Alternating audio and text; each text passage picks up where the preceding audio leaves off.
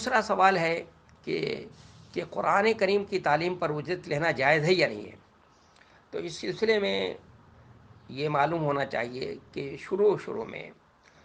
وہ تعلیم کتاب کے اوپر اجرت لینا جو ہے وہ صحیح نہیں تھا، اور سبھی فقہا کا اس پر اتفاق تھا کہ قرآن کی تعلیم پر اجرت لینا یہ صحیح نہیں ہے، کیونکہ اس وقت جو ہے اسلامی اسٹیٹ تھی، اسلامی حکومت تھی، اور وہ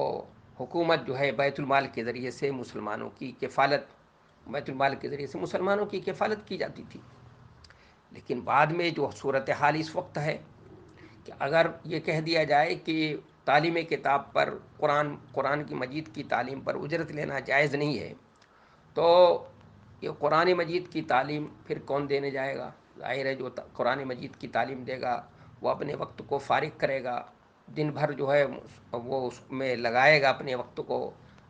تو اس کے بیوی بچے بھی ہیں، اس کی خود اپنی ذات بھی ہے، اپنا مسئلہ بھی ہے، بیوی بچوں کا مسئلہ ہے، تو پھر اس کے بیوی بچوں کا اور اس کا مسئلہ کیسے حل ہوگا؟ تو اس لیے فقہا نے اس ضرورت کے تحت اس وقت جو ہے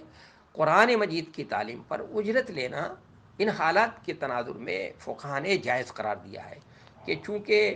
اس سے ایک اہم کام جو بہت بڑی ذمہ داری ہے، بہت بڑا کام ہے، اگر اس کا اجرت نہ دی جائے تو یہ کام رک جائے گا، اور یہ ضروری کام ہے. تو اس لیے اس مجبوری کے تحت فقہا نے اس کو اجرت لینے کو جائز قرار دیا ہے.